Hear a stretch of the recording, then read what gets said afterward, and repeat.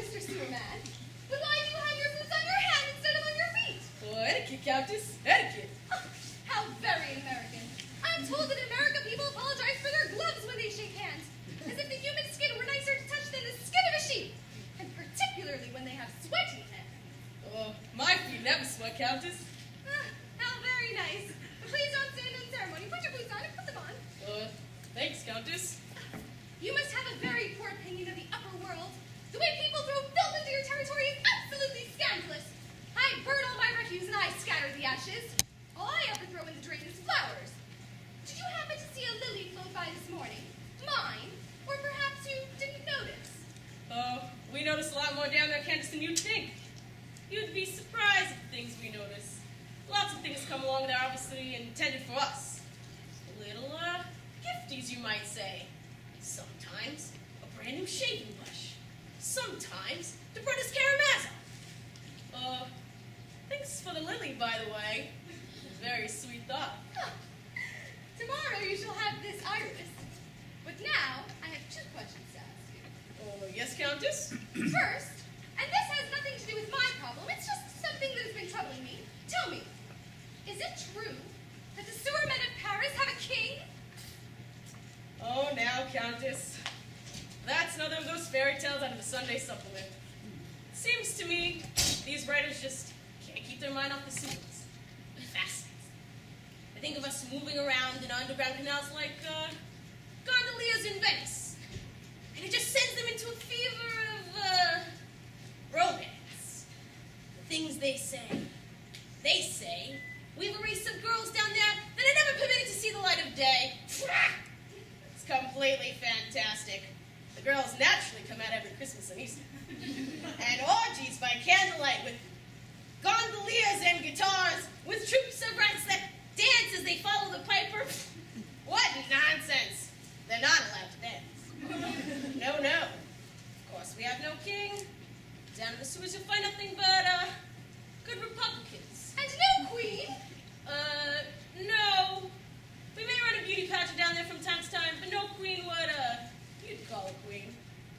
And as for the swimming races they talk about, maybe sometimes, in the summer, in the dog days. I believe you. Now, I must come to my second question. I have very little time. Yes, Countess? Do you remember that night I found you here in my cellar, looking very pale and strange? You were half dead, as a matter of fact, and I brought you some brandy. Yes, Countess. That night, you promised to tell me the secret of this room. You mean, the secret of what's down there? I need to know. Only the king of the sewermen knows that secret, Countess. But it's a matter of life and death! Look, Countess. Where do those stairs lead? Nowhere. Well, they must go somewhere. They just, go down. Well, let's go see. No, Countess. That time you found me, I had a pretty close shave. I kept going down and around and down and around for an hour here. I don't know. No, there's no end to it, Countess, and once you start, you can't stop. Your mind begins to turn and you're lost. Oh, Countess, you can't go down there. Well, what are you trying to say? That when people go down there, they don't come up? You came up. I'm a special case, and I stopped in time. Couldn't you have shouted? You could fire off a cannon. Who could have built such a thing? Paris is old, you know. Paris is, very old. You don't suppose by any chance there's oil down there? There's only death down there. Huh, I should have preferred a little oil, or a vein of gold, or some emeralds, perhaps. You're quite sure there's nothing? Not even rats. Madame Constance and Mademoiselle Gabrielle are here. Ah, thank you very much, Mrs. Sewerman. Set them down, Irma. Yes, Countess? Like the story about the steam laundry that's supposed to be running night and day in my sewer, I can assure you, it's pure imagination. They never work nights. Aurelia, here we are. Don't tell us they found your boa. You don't mean Adolphe Rateau has proposed at last? I knew he would. How are you, Constance? How are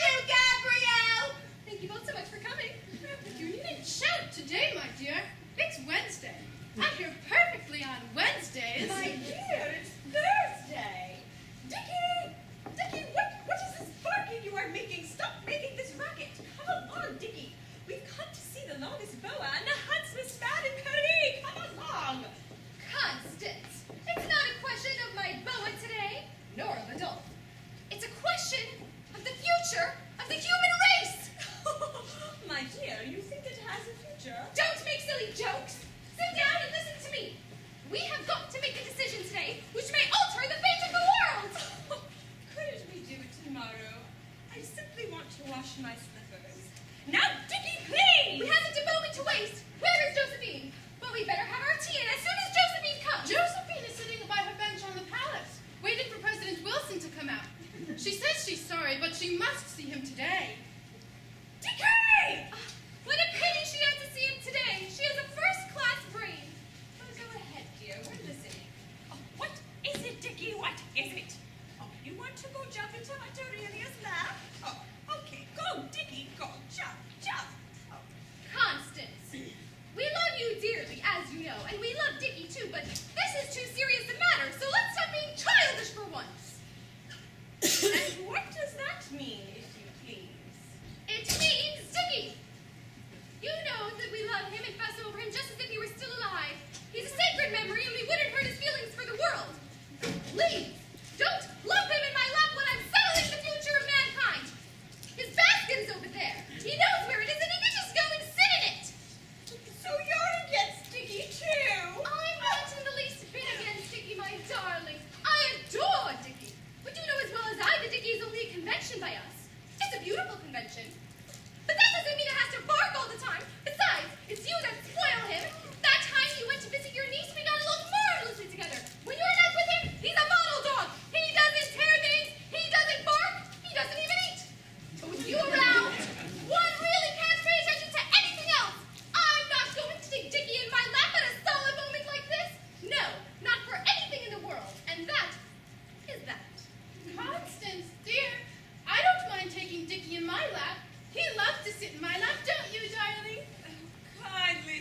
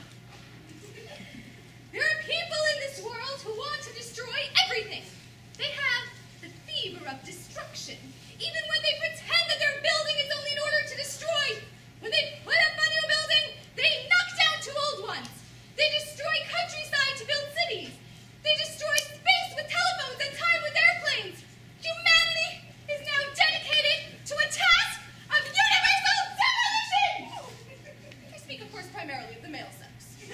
I think you're being very cruel about men, Aurelia.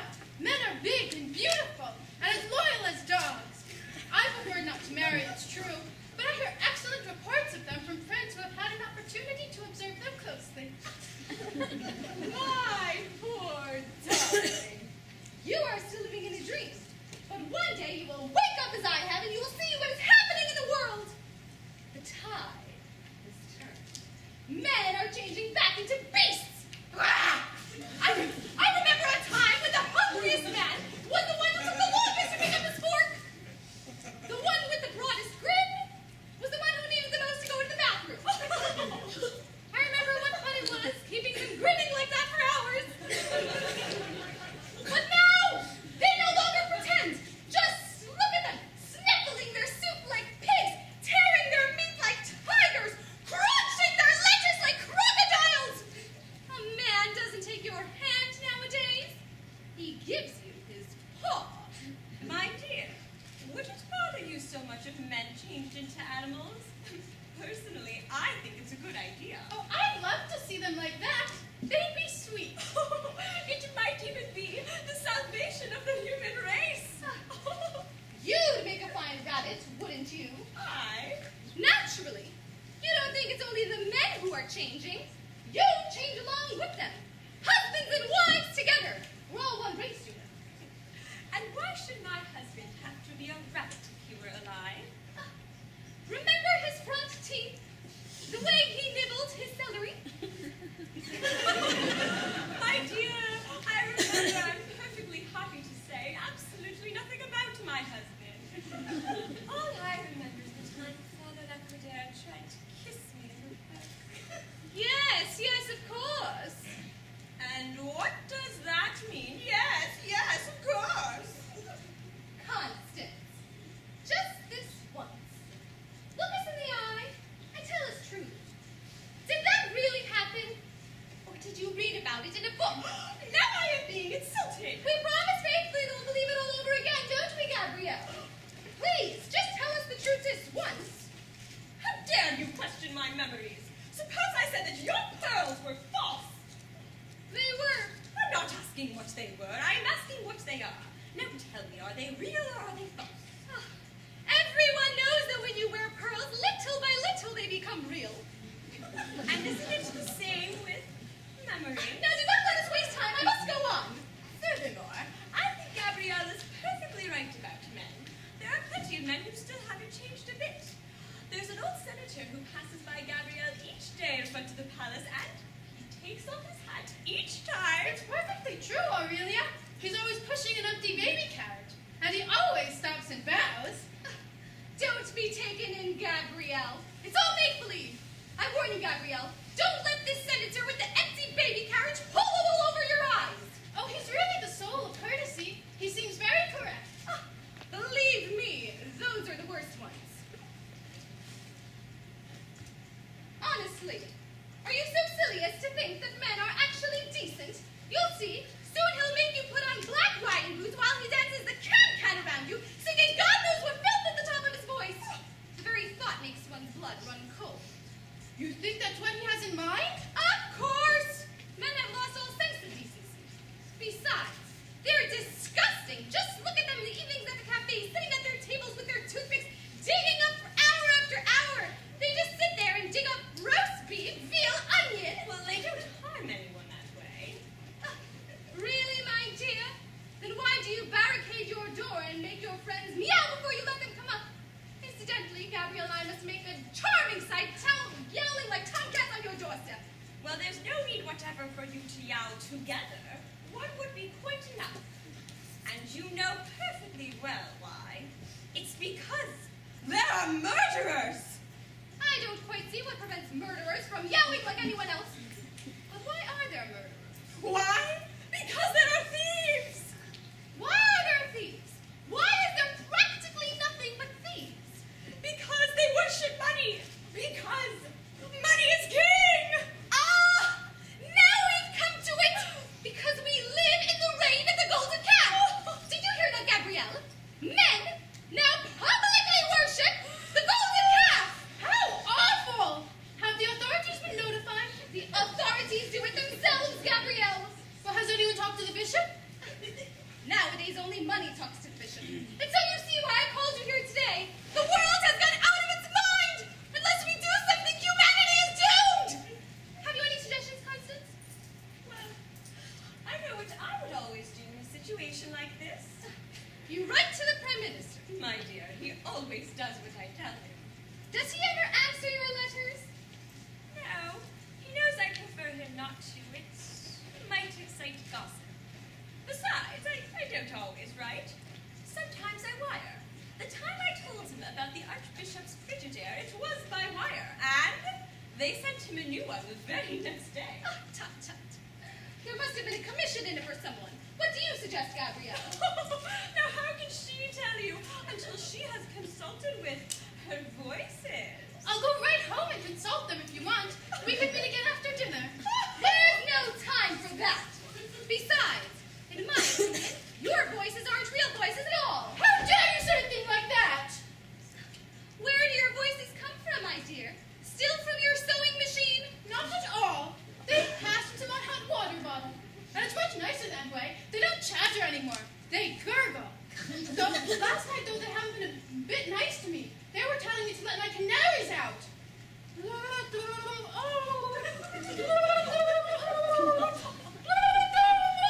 Did you? I opened the cage, but they wouldn't go. Those aren't real voices at all. Objects talk, everyone knows that. This is the principle of the phonograph.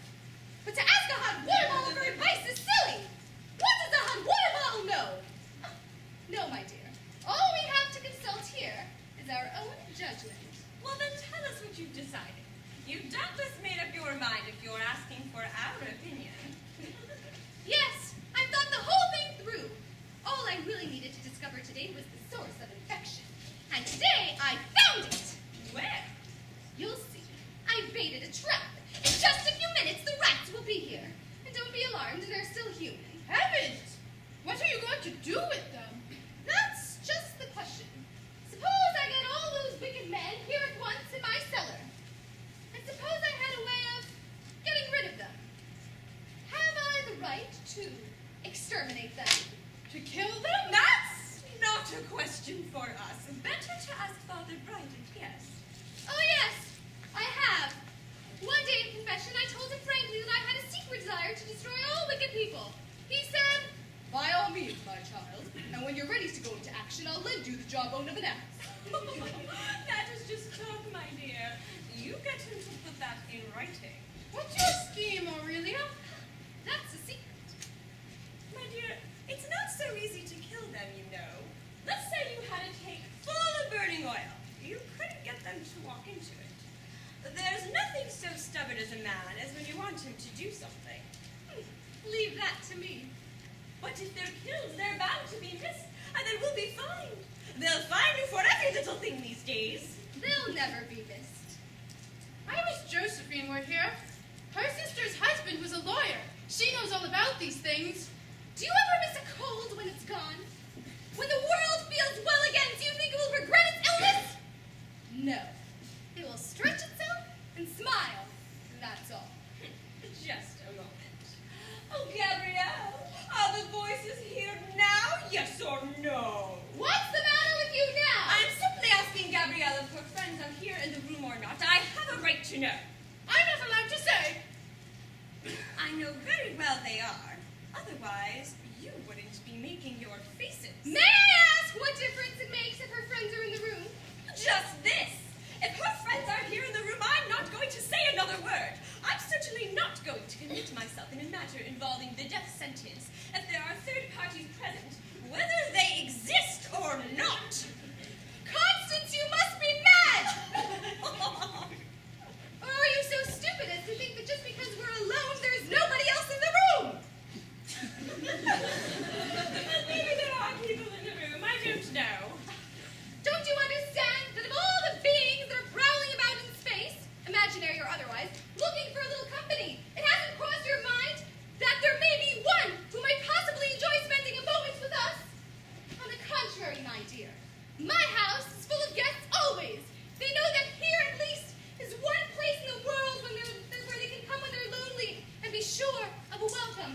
pleasant hour. And as for me, I'm delighted to have them. Thank you, Aurelia. Now, you know perfectly well, Aurelia. I know perfectly well that at this moment the whole universe is listening to us, and that every word we say echoes to the remotest star. To pretend otherwise is the sheerest hypocrisy. Then why do you insult me in front of everybody?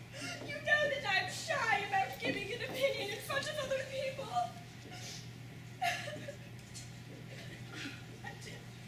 I'll tell you why. And I'll tell you, disagreeable and quarrelsome as you are, why I always give you my biggest piece of cake and my best honey. It's because when you come, there's always someone with you, and I don't mean Dickie. I mean another Constance who resembles you like a sister, except she's young and lovely and sits tenderly to one side and smiles gently all the time you're bickering and quarreling, and she never says a word. That's the Constance to whom I give the cake that you gobble. And it's because of her that you're here today, and it's her vote that I'm asking you to cast at this crucial moment, and not yours, which is of no importance whatever. Fine. Then I shall leave. Be so good as to sit down, my dear. I can't let her go yet. No. This is much too much, and I am going to take her with me. Countess, it's Aunt Josephine. Thank God, we're saved. My dear friends, today, once again I waited and waited for President Wilson, but he didn't come out. You'll have to wait quite a while longer before he does. He's been dead since 1924. I have plenty of time. And anyone else, Josephine, these extravagances would seem childish. But a person of your reason doubtless has her reasons for wanting to speak to a man to whom no one would listen when he was alive. We've got a legal problem for you. Suppose you had all the world's criminals here in this room. And suppose you had a way of getting rid of them. Would you have the right to do it? Why not? Exactly my point. But Josephine, so many people. De minimis non curat lex. The more there are, the more legal it is. It's impersonal, it's even military. Why, it's the cardinal principle of battle. You get all your enemies together in one place, and you kill them all together at one time. Besides, if you had to track them down one by one in their houses and offices, you'd get tired, and, well, sooner or later you'd stop. I believe your idea is very practical, really. I can't imagine why we haven't thought of it before. Well, if you think it's all right. Of course, your criminals have had a fair trial, I suppose. Trial? Certainly, you can't possibly kill anyone without a trial. That's elementary. No man shall be deprived of life, liberty, or property without due process of law. But they deprive us of ours! That's not the point. You're not accused of anything. Every accused, man, woman, or child has the right to defend himself before the bar of justice. Even animals. Before the deluge, you will recall, the Lord permitted Noah to speak on behalf of his fellow mortals. He evidently stuttered. You know the result. On the other hand, Captain Dreyfus was not only innocent, he was represented by a marvelous orator. And, well, the result was precisely the same. So you see, in holding a trial, you run no risk whatever. But if I give them the slightest cause for suspicion, I'll lose them. There's a simple procedure prescribed in such cases. The court can summon the defendant by calling them 3 times.